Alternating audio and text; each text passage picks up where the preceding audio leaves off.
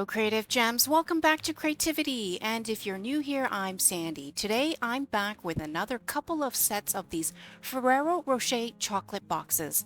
Of course, these are empty now and all the chocolate treats are gone, but I didn't want to throw away the boxes because I've got a couple of great ideas on how to transform these boxes into the most beautiful, decorative, designer-looking storage boxes. We're going to cover the bottom of each box, and we're also going to remove the labels off the top and give the lid a complete makeover. In fact, each of the boxes from top to bottom, inside out, and all around will each get a big makeover. The first thing I'm going to do is take the bottom of each box and Mod Podge the inside of it. I have already removed the paper lining that comes inside each box. Don't throw them away though, because we're going to make use of those paper liners. Here I'm just using a wide foam brush to brush on a good layer or two of Mod Podge. You want enough Mod Podge that the bottom of the box becomes translucent, and any type of Mod Podge will do. It won't matter if you use the glossy type, the matte type, or even the glittery type. In fact, good old school white glue would do just as well. Next, I'm going to return the piece of paper back inside the bottom of the box. Make sure that you place it with the white side down and try to lay it down as flat as possible, and then squeeze out any air bubbles that may have formed underneath. If the air bubbles are small enough and you don't have many, you can just use your fingers to press down on them and smooth them out. Or you can use the side of a credit card, a squeegee sponge, or a scraper to remove the air bubbles as much as possible. Next, I've got some felt fabric I picked up at the Dollar Tree that we are going to measure out. The felt fabric at the Dollar Tree is rather thin, but it will do the job. But if you prefer something a bit thicker and maybe a better quality, you could opt for something from your local fabric store instead. For me, I just wanted to keep the cost down as low as possible for today's crafts, so I'm going to stick with this dollar store fabric. Now, once I have the first piece measured out, I'm going to cut it to size. This first piece is black, but I'll use it as a template to cut a second piece using some white felt fabric for my second box. And while we work on the fabric, I would like to take a moment to thank you for tuning in to today's craft project. If you enjoy glam home decor and DIY crafts on a budget, please let me know by hitting that subscribe button. And if you like what you see today, please give me a thumbs up as well so the YouTube gods will continue to recommend my channel to other viewers like you. Okay, so we've got the second piece of fabric sized and cut, so let's remove it so we can apply another layer of Mod Podge right on top of the paper that we inserted. And in case you're wondering why we bothered to place the paper inside face down, it's because I want to have a clean white bottom for the box. It's a small detail and chances are no one is going to turn it over, but if anyone were to, at least they will see a clean white bottom. Okay, so with the Mod Podge applied, let's go ahead and place a fabric on top. I'm going to use my hands to flatten it and smooth it out as much as possible. Now, you'll notice that I have cut the fabric so that some of it would go up the sides. If you prefer, you could cut the fabric exactly the same size as the bottom of the box using the paper insert as a template. But honestly, I didn't think of doing that earlier. So you'll see some of the Mod Podge on the sides of the box inside that hasn't dried fully yet. It may look a bit messy right now, but Mod Podge is supposed to dry clear, although I have seen it dry white when too much is applied. Nevertheless, I do have plans to embellish the sides of the box on the outside, and anyhow, I'm also not concerned about it at the moment. I'm going to put this down to let the Mod Podge completely dry, and while that's drying, I'm going to work on the base for the second box. First, we'll apply a coat of Mod Podge.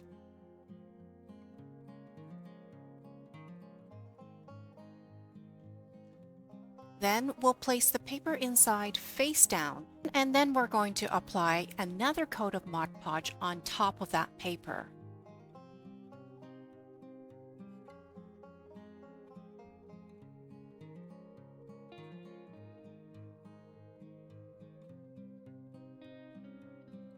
Now we'll place a second piece of paper from yet another box that I have, but this time we're placing the paper with the white side facing up. That's because I have another piece of felt fabric, but this time it's white, and because the Dollar Tree fabric is pretty thin, I want to make sure that there was something white underneath the fabric as well, so you can't see through the white felt fabric.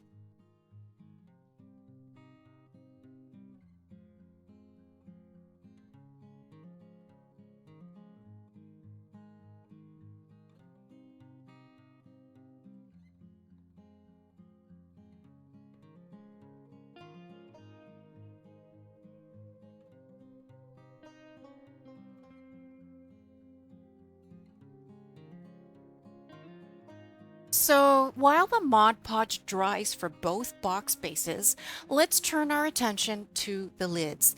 These lids have some branding on them that we're going to have to remove. This little one in the corner is a sticker that I can easily pick off with my fingers. And then if there's any sticky residue left on the box, I would suggest cleaning that off. This one has quite a bit of residue on it, so I'm going to wipe it off with a towel and some Goo Gone.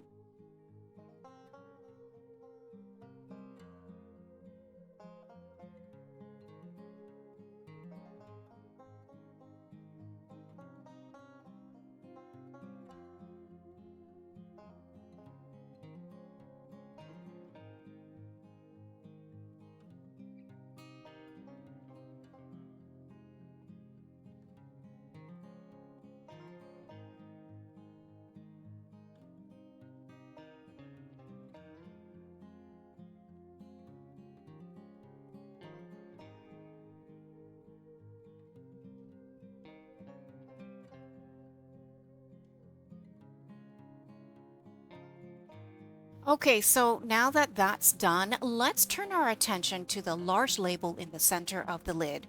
This one cannot be picked off with your fingers without the help of some packing tape.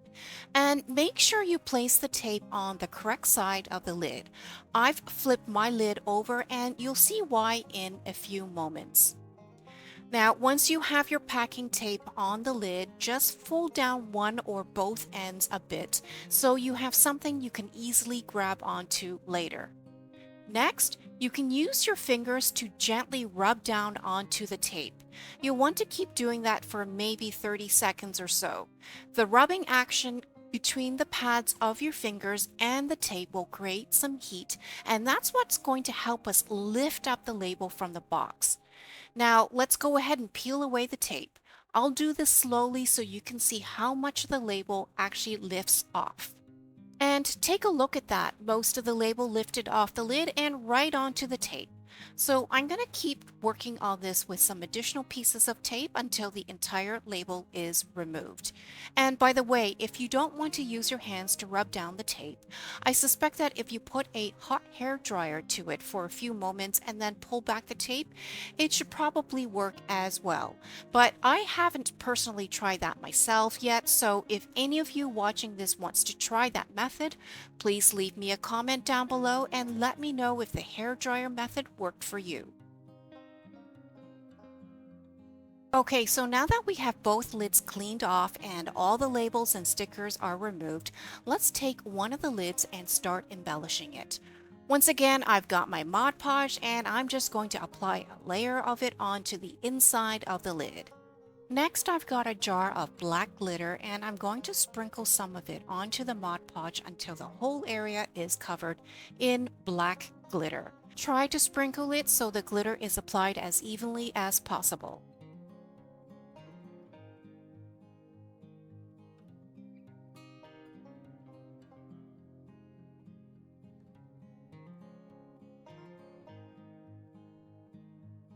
So we've got our first layer of black glitter applied. It's a pretty thin layer though because you can still see right through the lid. I left this lid for about an hour to dry, so we'll go back in with a second layer of Mod Podge and glitter. And by the way, while I was waiting for the lid to dry, I wrapped my foam brush in plastic wrap so I wouldn't have to break out a new foam brush. This is a little hack I have been using and it really saves me from wasting my brushes because when the wet brush is wrapped in plastic, it doesn't dry out so you can reuse it even days later. Comment down below and let me know if you have used this hack before for your home decor crafts, or if you have any other tips you would like to share, let me know.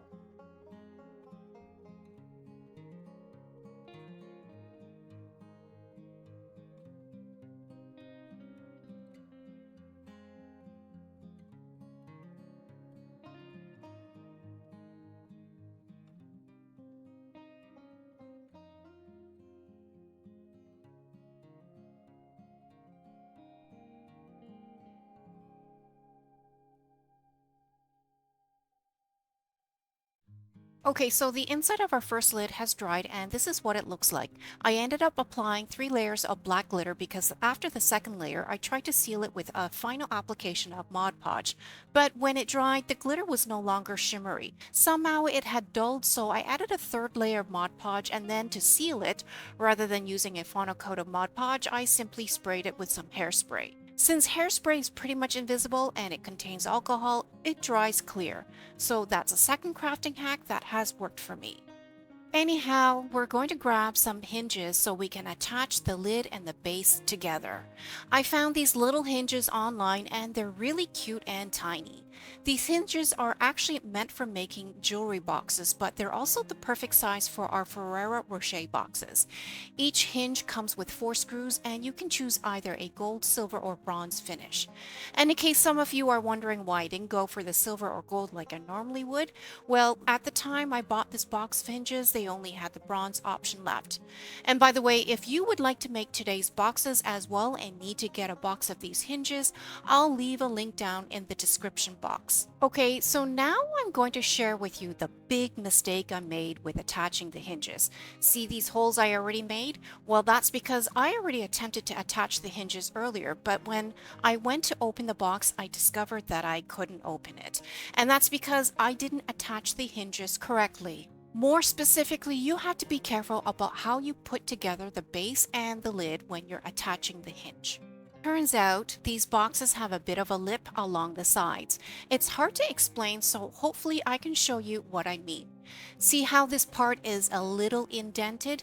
You want to line it up with the bottom of the box so when you're attaching the hinge, the lid should not be going over the base of the box.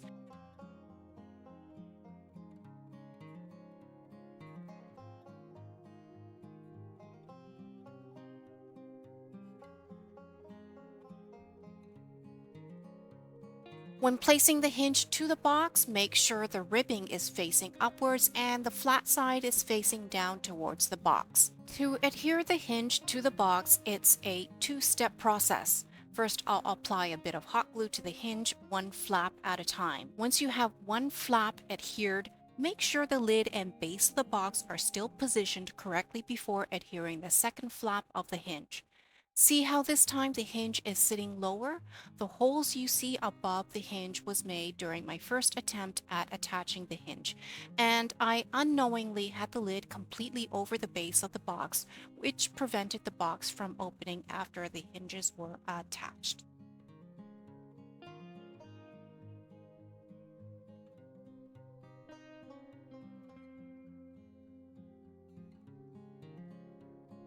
Once both hinges are glued down, the second step is to create the screw holes so we can insert the little screws. To do that, I'm simply going to use the tip of my glue gun to create the screw holes. All I'm doing is placing the tip of the glue gun down onto the box where I want the hole to be created. The heat from the glue gun will melt the plastic and puncture a hole so I can fit the screw in. And I'll keep repeating that until I have all 4 screws inserted for each hinge. And while I work on that, comment down below with the word box and let me know if you have ever had to correct a big mistake you did with a craft project. And if so, what did you do? Did you have to start all over again, or were you able to correct the mistake and continue with the craft project? For me, this mistake was pretty major, but I didn't want to waste the box, so here I'm trying to correct my mistake using the same box, and later on I'll just find a way to embellish the sides of the box to cover up any evidence of the mistake as best as I can. It's definitely not the best scenario, but sometimes when you're crafting on a budget, you've got to make the best of the situation and learn from it. So hopefully next time you don't make the same mistake. I think for me, I was simply not being careful enough this time around because I actually have crafted with these Ferrero Rocher boxes before and I have added hinges to them without any issues. But unfortunately, this time my carelessness and my excitedness to get the craft completed got the better of me. It happens to everyone though, right?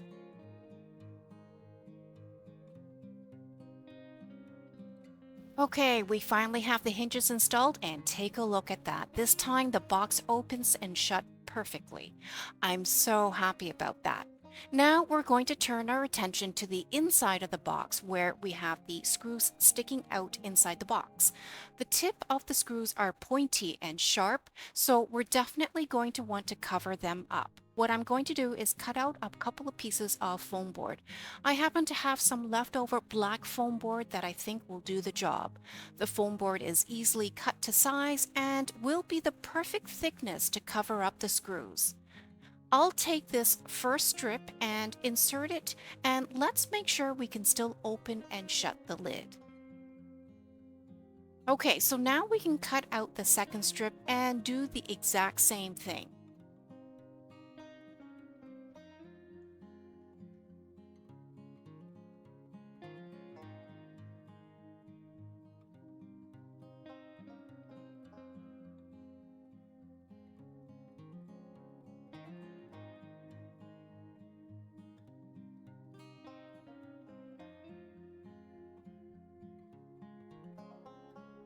Okay, so now that we know they both fit perfectly and we can still open and shut the lid, let's go ahead and glue each of them into place with some tacky glue. This tacky glue goes in white but dries clear, but unlike hot glue, it will take a little longer to fully cure, which won't be a big deal for us.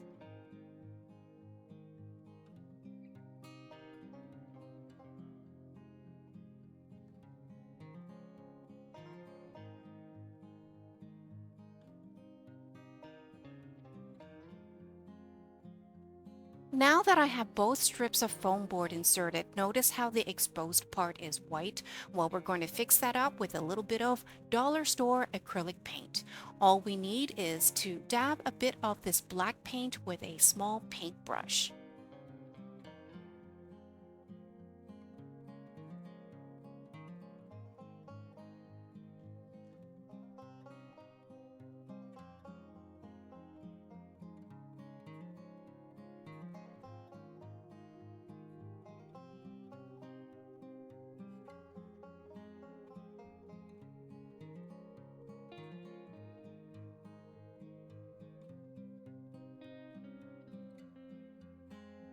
Now I'm going to attach some clips to keep them together while we let the glue dry. Okay, it's been over an hour and I'm pretty sure the tacky glue has dried, so we're going to go ahead and remove all the clips. I think it looks pretty good. Of course, if you don't like the look of the black foam board, go ahead and embellish it with some rhinestone ribbon of your choice. In retrospect, I probably should have done that as well, but for now, I want to focus on embellishing the outside of the box. Here I'm testing the box out to make sure we can still open and shut the lid, and looks like it's working just fine.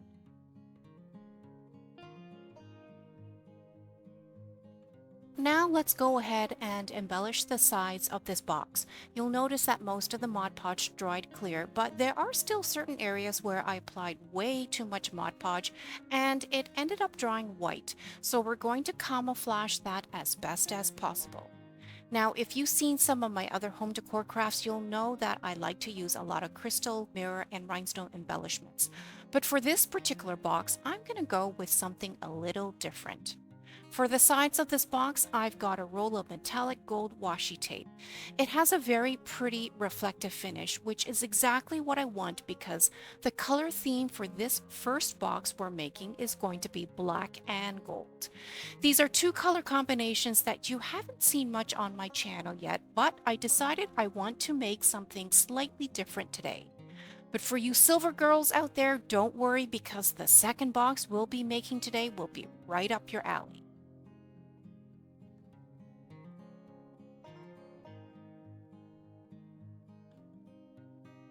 So I ended up applying 3 rows of the gold washi tape, and I would say it has done a pretty good job in camouflaging the imperfections along the sides. Those extra screw holes around the back are completely covered, as well as the excess Mod Podge that dried white on the inside. With that done, now I'm going to turn our attention to this fancy black and gold framed mirror. Some of you who frequent Dollar Tree will likely recognize this mirror, but what you're probably not going to realize is how I'm going to use this both as a beautiful embellishment for our first storage box, but also how it will serve a functional purpose. I've turned this mirror over so I can show you the back. See how there is a bit of a cavity here in the back? Well, we're going to fill this cavity with a couple of pieces of foam board. I'm going to take this scrap piece of foam board left over from a previous craft project, and I'm going to press up against the back of the mirror. What I want to do is make an imprint of the circular cavity so I can cut a circular piece that can insert into the cavity. The imprint is faint but pronounced enough that I know where to cut, and what I'll do is cut on the inside edge to make sure the piece will fit inside the cavity. Now I'll go ahead and cut a second smaller piece of foam board. And by the way, don't worry about using scrap pieces of foam board because no one is actually going to see this foam board when we're done. I'm going to place this piece on top of the first one and then check to see if it's the right thickness. I'll do this part in slow motion so hopefully you can see what I see. Adding the 2 pieces of foam board fits perfectly into the cavity at the back of the mirror, but it's a little too thick for my preference. So I'm just going to take each piece and tear off the outer layer from each piece of foam board from both sides. Then I'll apply some hot glue to the foam board so it can stay in place inside the cavity.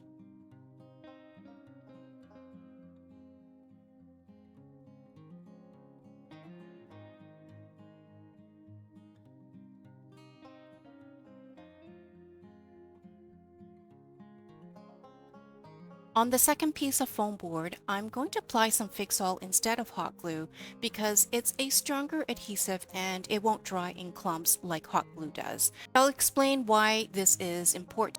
First, when I place the mirror down onto the lid of our box, I want the mirror to sit as flat and flush as possible to the lid. Secondly, I want the frame to be affixed firmly to the lid.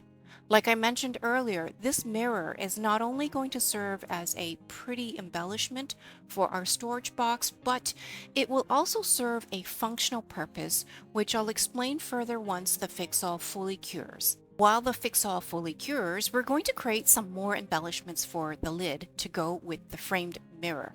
Here I'm injecting some hot glue into a silicone mold. I have chosen to make some leafy scrolls which I think will match the framed mirror perfectly. Once the hot glue fully cools inside the mold, about a minute, it will harden enough that you can use your fingers to remove the pieces from the silicone mold. I made 4 of these leafy scrolls and then used a metallic gold paint marker to paint them. These pieces can now be hot glued onto the lid, and what I'll do is place one on each corner of the lid. You can choose to position the leafy scrolls in whatever direction you prefer. Here, I'm just making sure that the left side mirrors the right side.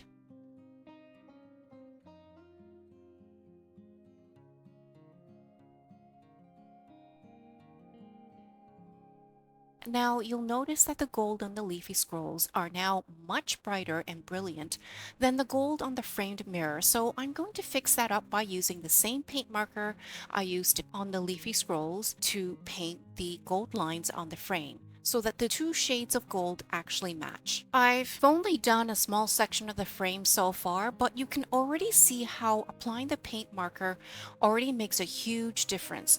All I'm doing is following the original gold lines, which are actually a little faint and faded in some areas. And in fact, you could opt to paint the entire frame so the whole thing is gold. But for mine, I prefer to keep some of the original black frame to give it a bit more of an antique look and feel. But I would be curious to know what you guys think. Comment down below with the word box and let me know if you would have preferred me to paint the entire frame gold, or do as I'm doing now by leaving some of the original black as is.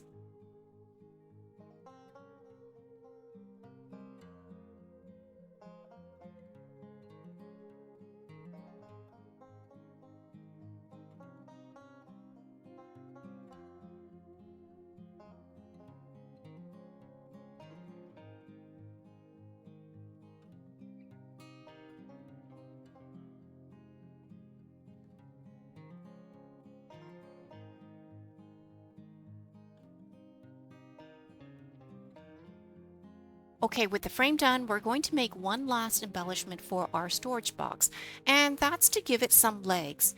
Here I have 4 gold ornament balls left over from Christmas. Next, I have a bag of these diamond-shaped acrylic gems also from the Dollar Tree. We'll need 4 of these as well. We'll finish up removing the caps from each of the ornament balls, and then we'll take a pair of scissors and cut off the tips from each ornament ball. Try to cut the tip off as flat as possible.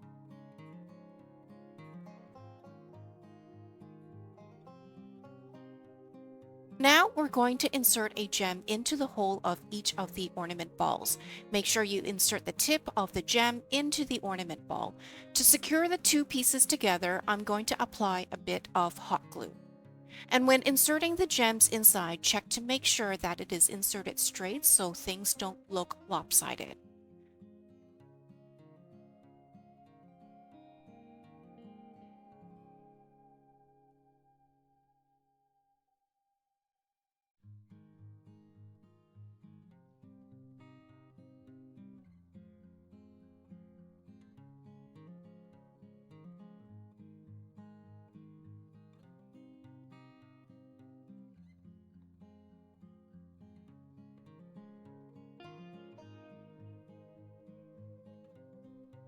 Once we have all 4 legs made and you have confirmed that the fix-all has cured, take the box, carefully turn it upside down, and make sure the frame stays put on the lid. Then we're going to place 1 leg on each of the 4 corners on the bottom of the box. Now, we have 2 options. We can either glue the gem directly to the box or we can glue the ball to the box. For me, since I want to be able to see the beautiful gem piece on each leg, I'm going to apply the glue onto the ball and then adhere the ornament ball directly onto the box. Once again, make sure that when you're placing the leg onto the box that it is positioned properly so the legs can sit flat onto the table surface when we turn it over.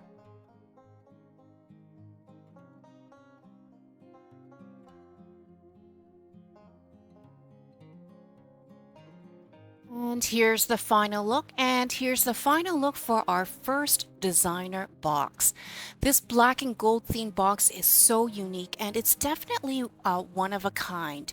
And guess what? It only cost a few dollars to make, but it has a luxurious look to it. The gold legs give this box an upscaled look, and check out the lid. Remember I mentioned previously that the frame would serve a functional purpose? Well, we can use the tip of the frame that is jutting out at the front to help us easily open and shut the box. How cool is that? Inside this box, I have stored some remotes and a spare LED candle, but you could come up with other ideas on how to use this box. Comment down below with the word box and let me know what you would use it for, or if you would just use it as a designer box and display it as part of your glam home decor. Now, for all you silver gals out there, this second box we're going to make is also going to be super elegant and high-end looking. Here I have the lid, and once again, I'm applying a layer of Mod Podge to the inside of the lid. This time I've chosen to sprinkle some white glitter, and this one I'm using, I just noticed has an iridescent sparkle to it.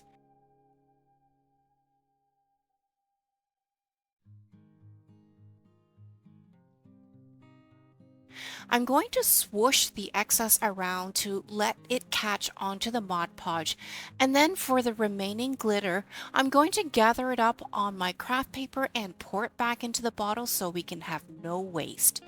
Then I'll wait for the first layer of Mod Podge to dry before applying the second coat. So the first coat has now dried and I can still see my hand through the lid, so I'm going to go in with another layer of glitter. But this time I'm going to use this solid white glitter instead because I think the pieces are a little bit bigger than the other one and it's pure white, unlike the first one I used, which as I mentioned earlier has somewhat of an iridescent color when it sparkles.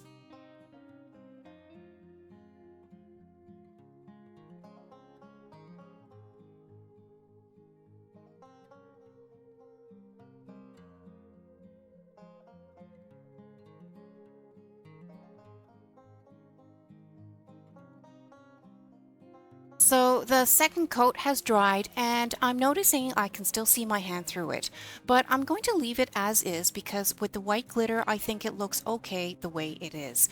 So I'm going to go ahead and install the hinges and then I'll come back to show you how we're going to embellish the rest of this box. Okay, so the hinges got installed without any issues, and I went ahead and inserted some foam strips to cover up the screws that were sticking out on the inside of the box. I also tested the box to make sure it still opens and shuts. Now we're going to embellish the sides of the box, and to do that we have actually a few different options to choose from. If you're familiar with my crafts, you'll know that I usually have an assortment of rhinestone and crystal trim embellishments. And by the way, if you want to stock up on some of these embellishments for your own craft projects, I always leave links down in the description box to all my favorite craft embellishments and supplies. This first trim has rectangular glass crystal pieces and the trim is self-adhesive. And since there are two rows, it can also be cut to size if you need a trim that is a little narrower. Then we have this one, which has smaller rectangular glass crystals and round crystal gems along the border. This one is also beautiful and it's also self-adhesive. Honestly, if I were to put both side by side, I wouldn't be able to tell you which one I like better because I think they're both so beautiful. Next, I have this rhinestone and crystal ribbon that has a cute leaf design. Although this one is quite pretty, I don't have as much of this trim. And then finally, we have this one which is also stunning, but the roll is simply too small, so I know I won't have enough of it to go all around the box. So I finally chose this one because this was the largest roll I had, so I'm pretty sure I'll have more than enough. To apply the trim, I'm going to start towards the back of the box where the hinges are, and take a look at that. This trim is actually the perfect width. I'll wrap it all around the lid first, and like I mentioned earlier, it's self-adhesive and is actually very sticky, so work in sections and go slow to make sure the trim is applied straight. What I like about this trim is that not only is it self-adhesive, so I don't need to mess around with more glue, but it's also very flexible, which makes it easy to wrap around the corners and edges. And it's also easy to cut to size, which we'll need to do to account for the areas around the hinges.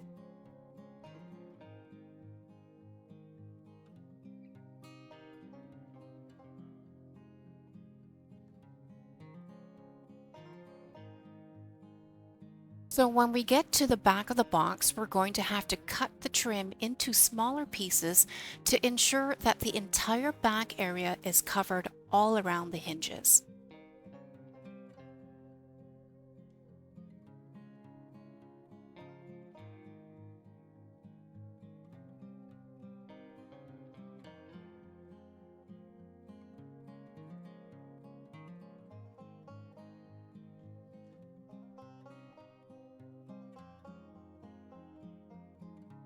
Now, with the trim applied, let's take a quick look. I think it looks absolutely gorgeous, but we're not done yet. Let's turn this box upside down. We're going to apply some legs to this box as well, but this time the legs will be silver themed, so the legs match the trim we just applied.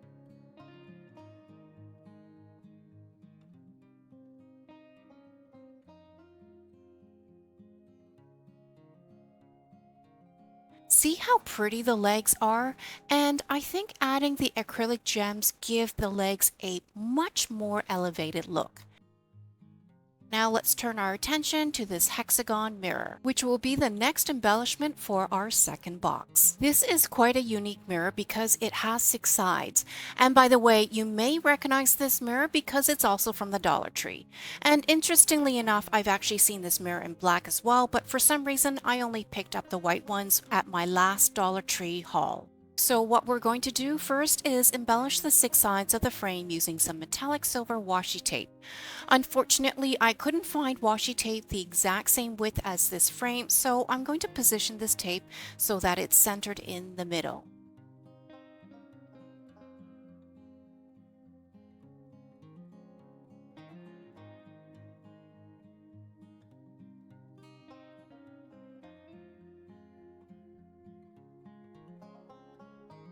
And here's what it looks like. It has a reflective finish that almost looks like real metal on the side of the frame.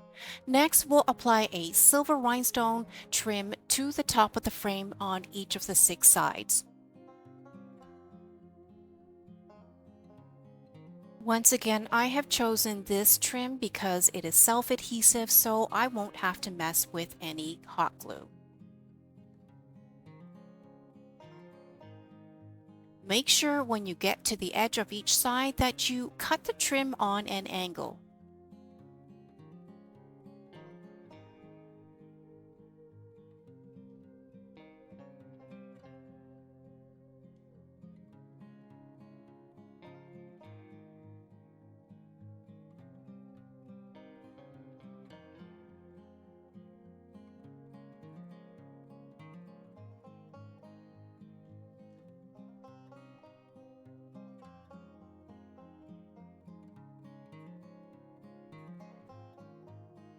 Okay, so we're now ready to place the embellished mirror onto the lid of our box.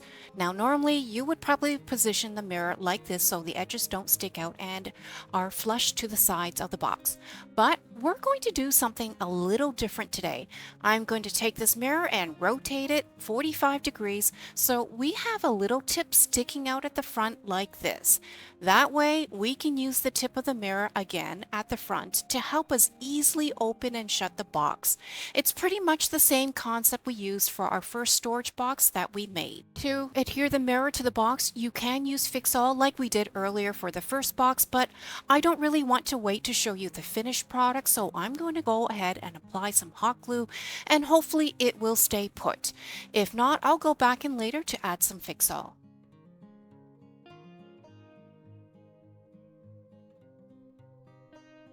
Now with the mirror affixed to the lid of the box, I want to go back in and add a couple of more embellishments. First, I want to add some trim to hide the seams between the frame of the mirror and the lid. It's just to hide any gaps there may be between the frame and the lid, especially because I used hot glue instead of Fix-All to adhere the back of the mirror to the box. The hot glue tends to dry in clumps and sometimes it creates gaps which I don't like. So the trim of choice will be my signature silver beads that I love to use as a trim. But I know some of you are not a fan, so go ahead and skip this step if you prefer. Or you can opt for a different trim or ribbon for your box.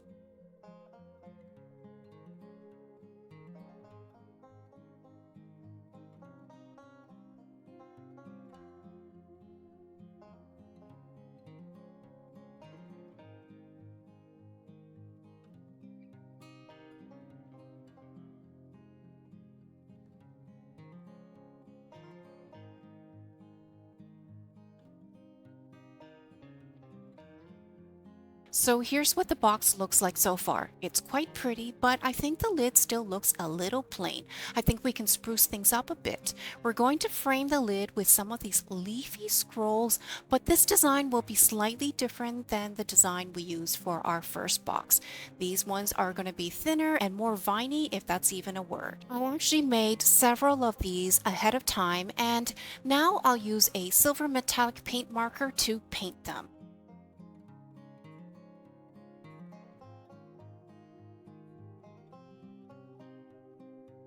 Take a look at how beautiful that looks. I'll continue to paint the rest of the pieces and wait till they dry before coming back with the final steps. Okay, so I've painted all the pieces and they're now ready to be glued down to the lid. I'm going to arrange them so they form a frame around the top of the lid, and to secure them to the lid, I'll apply some hot glue to the back of each piece. And don't worry if your pieces don't fit, you can always cut them to size as well.